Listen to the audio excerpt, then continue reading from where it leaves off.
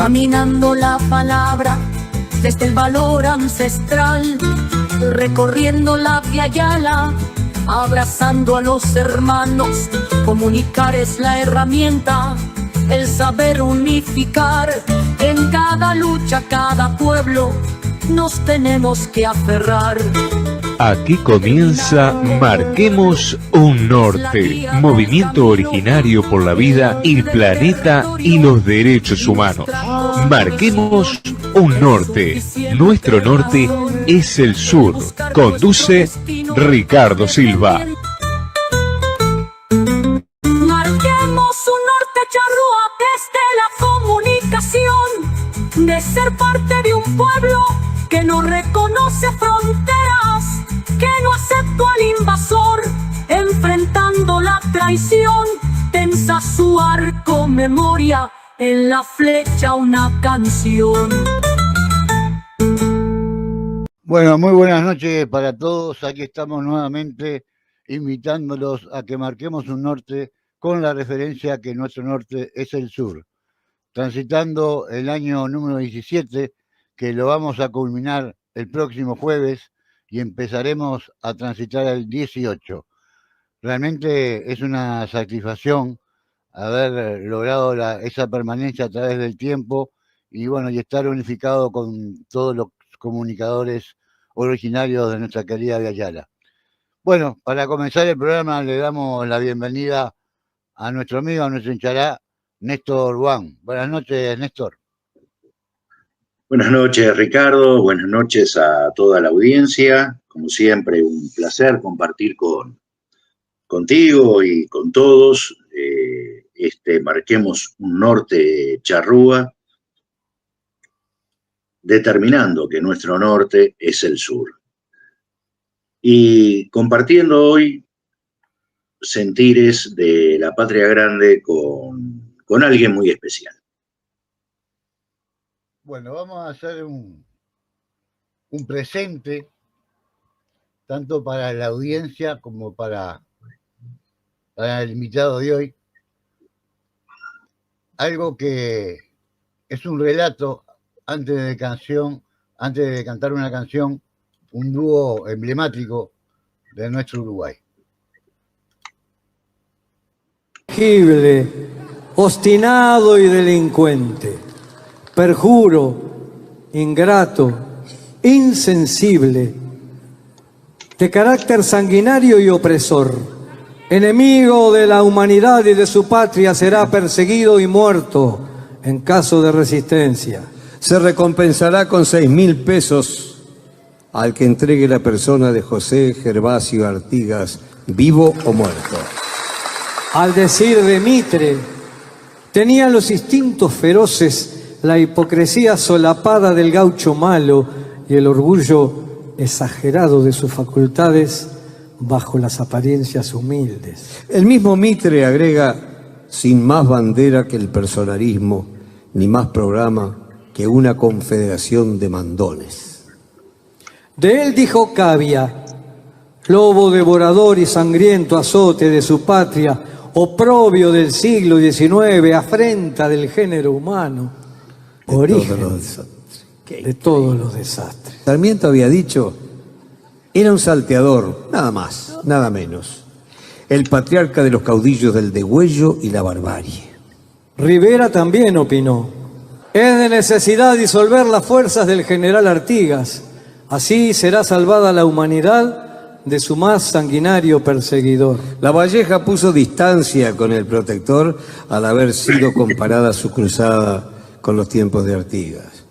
El general que suscribe no puede menos que tomar en agravio personal un parangón que le degrada. Y Artigas solo había dicho, no hay que invertir el orden de la justicia, mirar por los más infelices y no desampararlos sin más delito que su miseria. Olvidemos esa maldita costumbre que los engrandecimientos nacen de la cuna.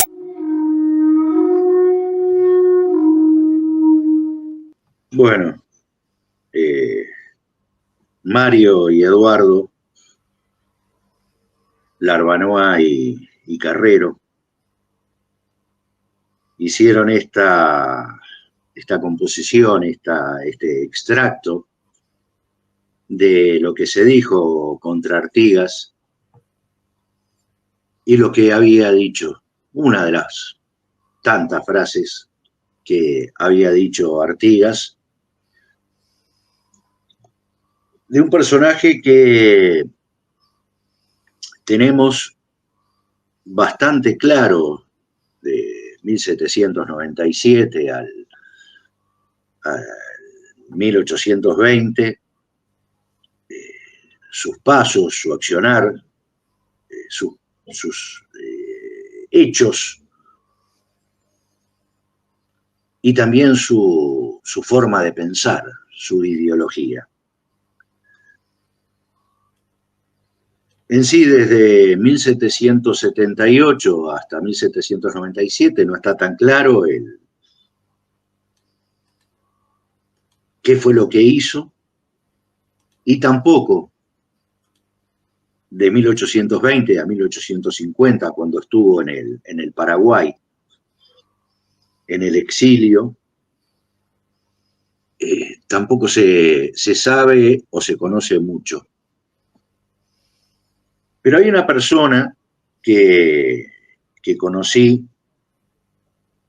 o nos conocimos en definitiva a través de un grupo que se había creado sobre Artigas a nivel regional de WhatsApp, y creo que éramos los dos únicos orientales que estábamos en el grupo. Y bueno, como siempre, o sea, encontrás a alguien que es de tu país y te pones a charlar con él por el privado. Y bueno, tratando de buscar algunos puntos en común en lo que es el transitar de la vida. Y bueno, ahí fuimos desarrollando una amistad. Una amistad que ya tiene unos cuantos años. Y estoy hablando de Roberto Schiappapietra. El Chapapietra, como lo conocen popularmente, o el Chapa. Para mí, Roberto Carlos. No por cómo canta, ojo. Sino porque es su segundo nombre, Carlos, ¿no? Roberto Ínchimo Carlos. Y acá lo tenemos en pantalla. Y bueno, hace unos 25, 26 años que este señor se encuentra en el Paraguay, que es un gran curioso, un ávido investigador de documentos y genealogías, y que ha encontrado cosas sobre Artigas que en su andar en el Paraguay generalmente no se conocen o no han sido publicadas, y si fueron publicadas no tienen difusión. Y no solo eso, sino que Roberto, que es afrodescendiente también, que tiene una pasión por lo que es el candombe, hacedor de tambores, y ha hecho un gran estudio sobre los afroorientales que cruzaron con José Gervasio Artigas aquel 5 de septiembre de 1820, desde la provincia de Misiones al Paraguay. Con una gran investigación también sobre estos afroorientales y su descendencia, y con un seguimiento muy particular sobre la figura venerada fundamentalmente por los afros de San Baltasar. Así que bueno, bienvenido sea Roberto. Sabes que sos un hermano de la vida para mí y bueno, más que contento y orgulloso que estés compartiendo con nosotros. Buenas noches, muchísimas gracias. Muchísimas gracias. Gracias por la invitación, gracias Ricardo, Néstor. Sí, ya hace, la verdad es que sí, hace varios años ya que te aguanto, Néstor. La verdad que sí. Y bueno, cada uno tiene que cumplir su karma, Roberto. Gracias por la presentación. Sí, hace muchos años que estamos acá y en el Paraguay. Un lugar histórico, ¿no? Creo que es un lugar que está enraizado en el corazón de todos y todas las personas que más o menos escuchamos o sabemos quién fue José Gervasio Artigas Arnal, sabemos un poquito de su historia, ¿no? Es un lugar donde esta persona cerró sus pupilas por última vez y pasó a ese salto de la inmortalidad, digamos. Y bueno, y me he tomado un poco, como decías, bien decías, la tarea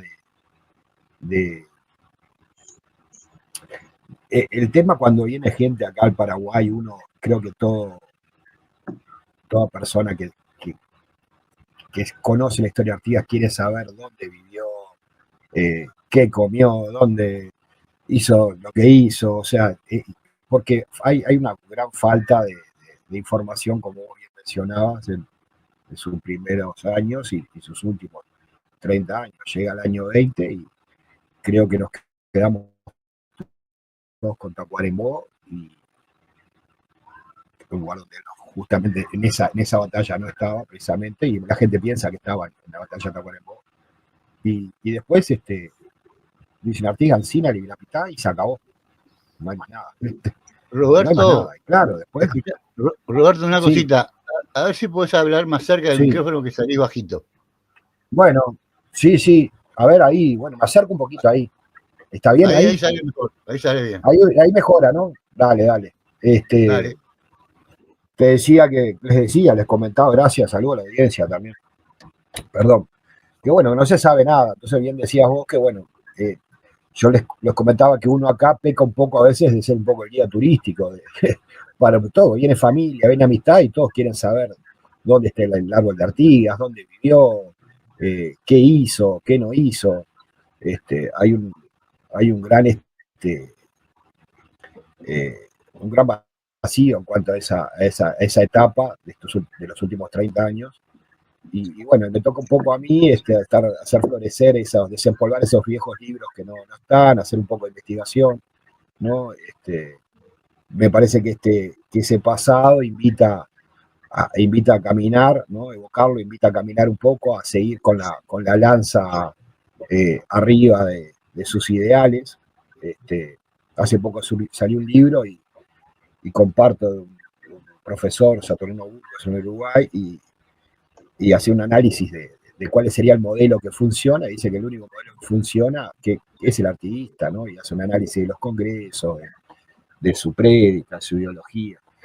El tema pasa también, en mi caso lo que sucedió fue, hace muchos años, yo estaba con un grupo de la colectividad, con el grupo de la colectividad de uruguayos aquí en el Paraguay, que fue fundado hace muchos años, ya 2014, y siempre posteando en las fechas precisas, siempre posteando, escribiendo algo sobre Artigas. Pero más adelante empezó, como decías vos, empezó a picarme, siempre fui curioso, empezó a picarme el bichito de conocer un poquito más, de ir un poquito más, y empecé a ver algunos relatos que me parecían más relatos en torno al personaje y no la realidad en sí, o lo que encontraba en los documentos, o lo que veía, ¿no? y fue un archivo, un documento en sí, un par de documentos en sí. O sea, Artigas me fue llevando, ¿no?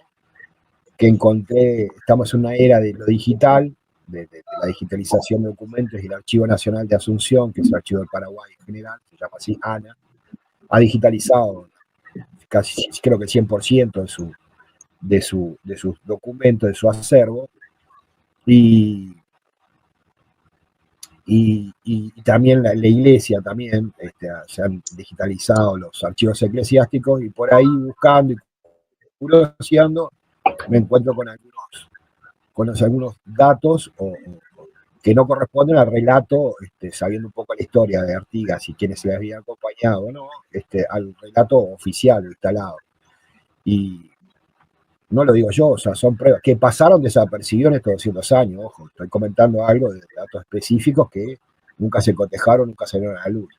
Me decís, bueno, ¿y dónde buscas? Sí, yo soy muy generoso, yo busco en las cajas del Archivo Nacional de Asunción, tiene cientos de cajas y adentro hay miles de documentos que sí están digitalizados, pero no están indexados. Entonces vos tenés que estar,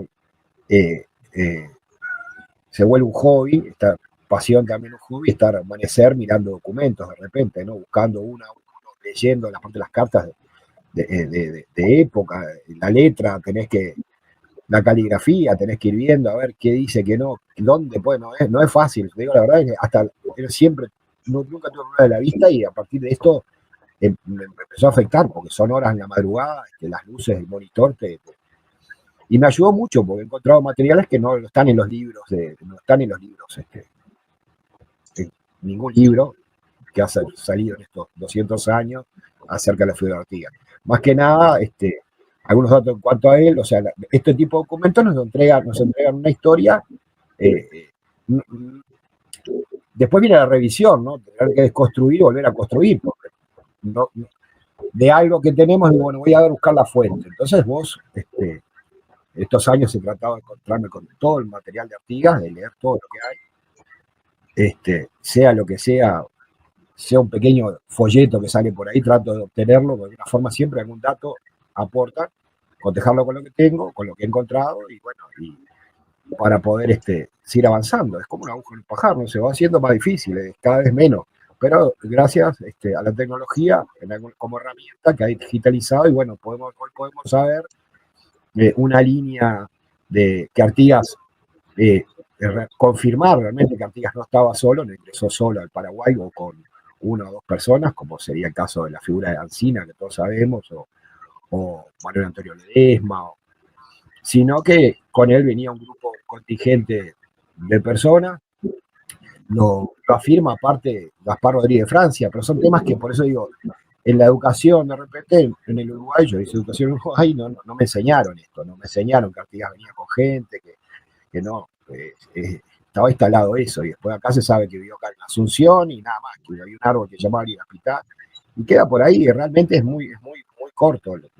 Claro, hay que entender el proceso histórico, después se conformó el Estado, el Uruguay, ¿no? Cuando estando Artigas acá, una cosa sobrepasa a la otra, ¿no?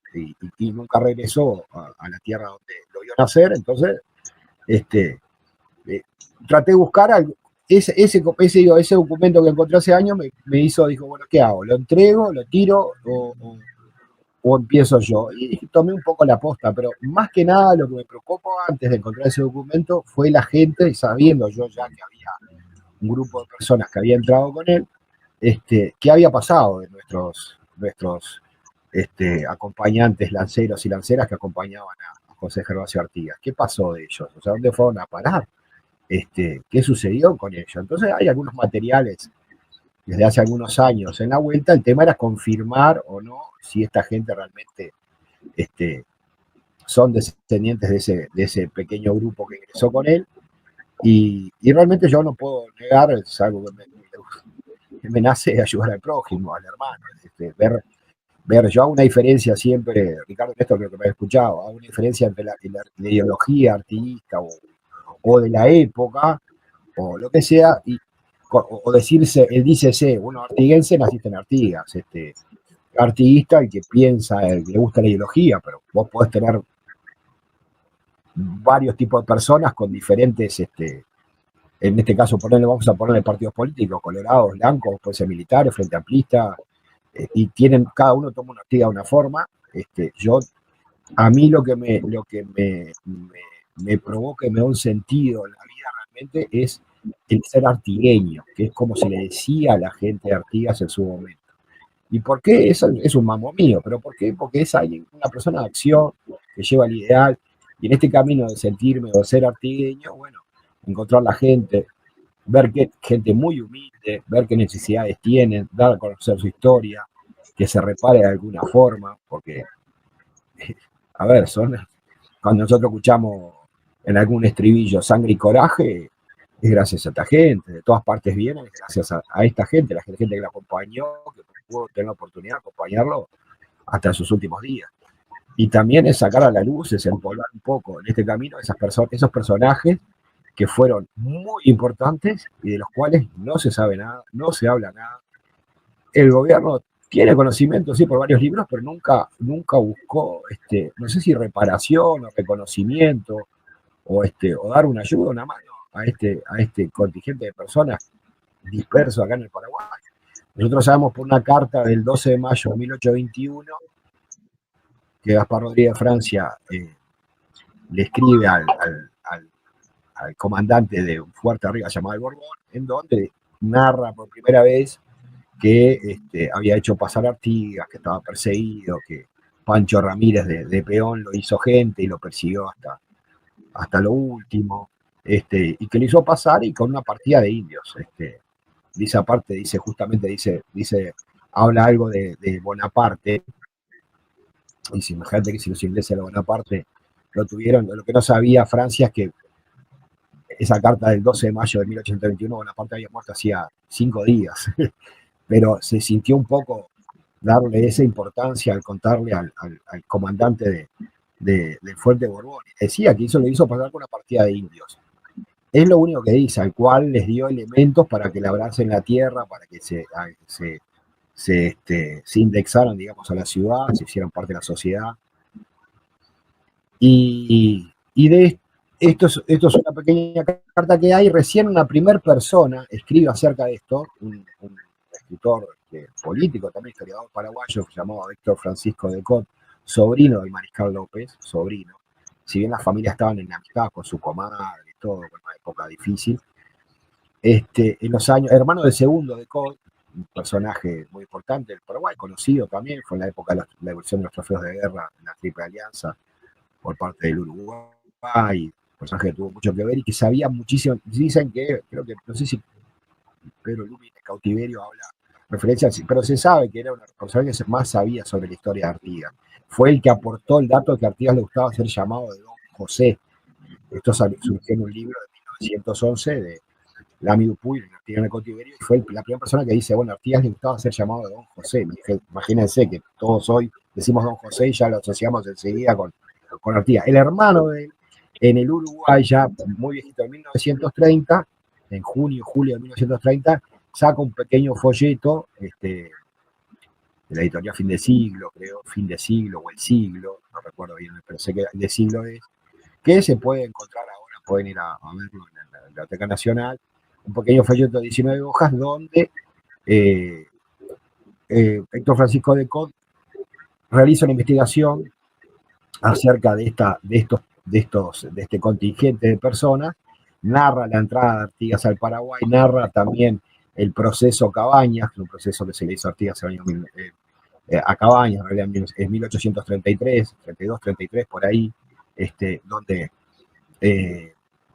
se enfurece porque en ese momento, después ya 13 años que estaba acá, encuentra otra conspiración que había surgido en ese proceso, se enoja Francia, es ahí cuando le quita un pequeño aporte de dinero que le daba mensualmente, que lo sabemos también. Una, porque podés entrar en el ANA y podés ver cuando asume el comandante Gauto, el comandante de Curiguatín, 1833, por ahí, 32, 33, encuentra el libro de caja donde están todos los aportes que le había dado Artigas. Los pueden ver online, los pueden buscar hoy, porque algunos dicen que el oro, que los pesos, que tanto, pero en realidad no hay nada de eso. Si quieren ver el libro real y ver los aportes que le daba, están ahí, están para que los veamos online. Porque uno no se pone de acuerdo si le daba oro miles de dólares, no sabemos, pero bueno, ahí está. Entonces, esta persona escribe acerca de ellos y escribe acerca de la historia, lo que decía Néstor hoy, de la historia de un personaje que llamaba, de las familias que vivían en una zona que es a 2 leguas, a 10 kilómetros de la capital de Asunción, que en el momento era, bueno, es Ñuguazú de San Lorenzo, es el primer barrio que hay en Luque y en San Lorenzo, son límites, o sea, en las afueras de la Asunción, que es donde Gaspar Rodríguez Francia instaló a este contingente y era muy conocido como el campamento de los morenos, así está en casi todos los archivos de época. Esta persona recoge los datos de ahí con información, aparte era un tipo que era parte de la familia Luis López, sabía muy bien sobre Artigas, que es de quién era, en la historia familiar, ¿no? Y lo lanza en ese año contando la historia de San Baltasar, y de un poquito más posterior, después de los hijos de estos lanceros también, que fue un grupo de personas, un batallón que luchó en la guerra Guazú, en la guerra de Triple Alianza, con buenos resultados, un batallón de afro morenos, bueno, pero no sabíamos si había morenos o no, había africanos o afrodescendientes. Esta persona es la que da a conocer que sí, que había, porque lo único que teníamos hasta el momento era algunos textos de eso que decían que fueron a Laurentú en el año 85, y la carta que les estaba comentando del doctor Gaspar Rodríguez de Francia, que dijo, le hice pasar por una partida de indios. Entonces, parte de mi trabajo era ver si existían, si no, a ver un archivo genealógico de estas personas hasta el presente, rastrear la imagen de San Baltasar que es mencionada. Lo que le sucede a este grupo, bueno, a esta persona, Héctor Decot, que Decot muere en diciembre, si mal no recuerdo, en 1930. Entonces el libro no tuvo, es como lanzarse un libro y de repente se acabó ahí, porque ya el autor no estaba más. Entonces el libro no caminó, no funcionó este pequeño folleto, no funcionó. Y al lanzarlo en Uruguay, que no era su país de origen, quedó ahí. Años más tarde, algunos personajes históricos, como Perea Valdés, más adelante Galeano escribe, en Memoria del Fuego también escribe un texto acerca de Santo Rey y Baltasar, de la comunidad de Laurentú, lo escribe, está entre los acontecimientos de esos años, 1820, 1821 lo puso Galeano. Pero no supimos nunca nada. Hasta hace algunos años atrás que escritores, periodistas como Caula, que es una obra, Nelson Caula, uruguayo, ha escrito un poco acerca de ellos también, visitó el Paraguay, se reunió con gente, todo, pero como les digo, siempre todo fue en la oralidad. Nunca tuvimos la oportunidad de ver con documento o papeles o lo que sea si esta gente es esta gente o no, o si era.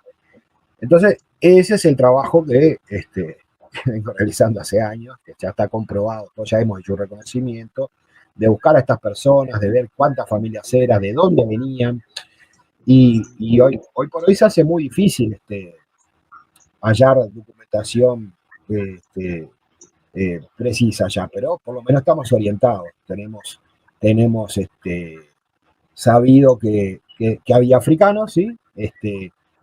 Africanos, no allá había africanos, entraron con Artigas, hay una carta de un subcomandante, Francisco Candia, que narra la entrada de Artigas a Asunción y dice que viene con 44 personas, llega. Es posible que Decot no esté tan errado, yo era algo que suponía, pero después va cerrando todo, había un contingente de más o menos 80 personas que fueron, sí, dispersas en el camino entre los 300, 400 kilómetros que tenemos entre donde cruzó Artigas, al sur del Paraguay, y Asunción. Demoró unos 10 días en llegar. La mitad de ese contingente quedó en el camino porque era orden de Francia, aparte lo escribe y se sabe, y esa otra mitad del grupo, Artigas entra un día y ellos entran al otro día y los envían directamente a ese campamento moreno, o sea, ya estaban designados, era ahí, como comenté en la carta, narra que les dan la tierra, que le dan todo.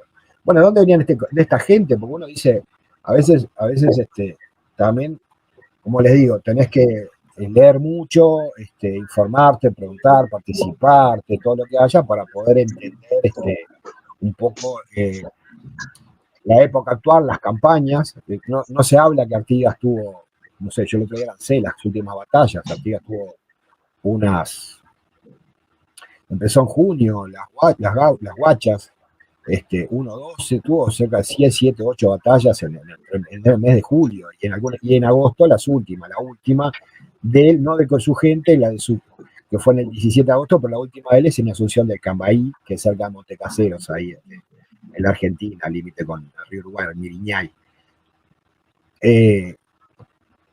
Estas personas las busco, Ricardo, después, fuera de encontrar certificados de nacimiento de criaturas, de la relación entre ellos, que eran, al ser un contingente solo se casaron mucho entre ellos, porque la endogamia, digamos, estaba un contingente que estaba cerrado, se ve en un lugar, imagínense, llega y no tenían nada, ¿no? En las primeras noches habrán acampado, como acamparon otro camino, pero tampoco habrán cortado algún árbol, haberse hecho sus ranchitos. A la vieja usanza acá se utiliza el adobe, la tacuara y la paja, digamos, ¿no? Para entender. Empezó a funcionar ahí esta gente con semillas, labrando la tierra, fueron muy productivas, se tiene entendido. Donato Pereira fue quien se hizo responsable de esa gente, que era el celador de ese santo Baltasar, que fue lo único que, según el archivo de COD, fue lo único que dejaron entrar, que les dejó entrar el doctor Francia al Paraguay. Es un santo Baltasar, federal, confederado, protector de esta gente desde el sincretismo, ¿no? Y permanece hasta el día de hoy, o sea, vamos a decirle, entre comillas, que está vivo. Esa es otra línea de rastreo que estamos en contacto con quien lo tiene. Y ahí, ¿de dónde vienen? Digo, de ahí, bueno, uno dice, ¿de dónde? Si tenemos que entender que, según los... Y esto teóricamente, Roberto, es un santo que les dio a los afroorientales el padre de Artigas. En la historia familiar de la familia que lo tiene, en el camino, en viaje a Uruguay, una persona les comentaron esto, afirmarlo, ¿no? Que el papá de Artigas se lo había entregado a Artigas, y él, sí sabemos muy bien que Artigas lo da, o sea, el santo queda con Donato Pereira como celador, eso sí, que era el santo, tenemos que entender, las cofradías de San Baltasar, el sincretismo andaba por ese lugar. Acá en Paraguay, comienza en Paraguay, que es madre de Asunción, que es madre de Capitales, y la cofradía de San Baltasar comienza acá en el año 1637, se oficializa en 1650, y de esto están los documentos, no hay que lo diga así, porque a veces hay otras historias como que empezó en Argentina, pero eso es todo construcción del Estado-Nación, de la patria. Nosotros tenemos que tratar de pensar en ese momento histórico, en ese proceso. Es muy difícil, Roberto, ¿no? Pero pensar en Patria Grande, ¿no? Ese santo está en toda la región. Está en toda la región. Seguimos en un ratito con los afroorientales, Artigas y San Baltasar, y vamos a un corte. Listo, dale, perfecto. Mi nombre es Estela Vidal, del grupo Inambisequer, que desde hace años venimos haciendo un trabajo de la recuperación de nuestra propia cultura charrúa, la recuperación y transmisión. Y también desde hace años venimos escuchando a este programa Marquemos un Norte. Y bueno, en esta oportunidad apoyar y también invitar a que continuemos escuchando este programa también de acercamiento a nuestra cultura. Un saludo, un jaruga. Soy Santiago Chivima Gran Ferreira, guardamemoria y hombre de medicina del pueblo charrúa, guía de la comunidad tribal afroindígena Anuncihuatepa, y los invitamos a escuchar Marquemos un Norte. Jalaná, Cepeda Ricardo. Te saludo con profundo afecto y feliz de volver a escucharte desde tu programa de temática indígena originaria, Marquemos un Norte. Fuerte abrazo, Inchalá. Alberto, de la comunidad charrúa, y tú. Te saludo desde las márgenes del Plata. Soy comunidad charrúa, árbol sonriente, por la tan olvidada Masal Mezqui Namatoa. Mandicaú Masal Mezquina Matoa, que significa traducido hermano sabio, la madre verde es de todos. Los invito a escuchar Marquemos un Norte. Como comunidad los abrazo con el alma. Jenny Piñeiro, Pueblo Nación Charrúa, Grupo Idaíteco. Les invitamos a seguir mirando Marquemos un Norte. Mi nombre es Zaira Ferreira, pertenezco a la comunidad Charrúa Soy Pic y a la asociación Les Enfants Charrúa desde Francia. Los invito a seguir escuchando el programa Marquemos un Norte. Les saluda Omar García Rivera de la Ciudad de México. Pues sigan escuchando Marquemos un Norte de Uruguay, este excelente programa crítico de nuestro amigo Ricardo. Regina, así como Cecilia, nosotros trabajamos en la institución de Brasil que se llama Fundación Nacional del Indio. Del pueblo Misquito, departamento de Gracias a Dios, municipio de Puerto Lempira, Honduras. En sí representando a la organización política de nuestro pueblo que es MASTA. Mi nombre es Susana Pacaratoco, soy boliviana de Nación Quechua, departamento de Potosí, en Radio La Choana y sigo trabajando. Mi nombre es Luis Na, vengo de la comunidad maya del Caribe mexicano. Y les invitamos a que sigan escuchando Marquemos un Norte. Soy Alejandro Higuita, comunicador de los pueblos indígenas en Vera, de Antioquia, Colombia. Trabajo en el Cabildo Mayor Indígena de Chigorodó y los invitamos a que sigan escuchando Marquemos un Norte.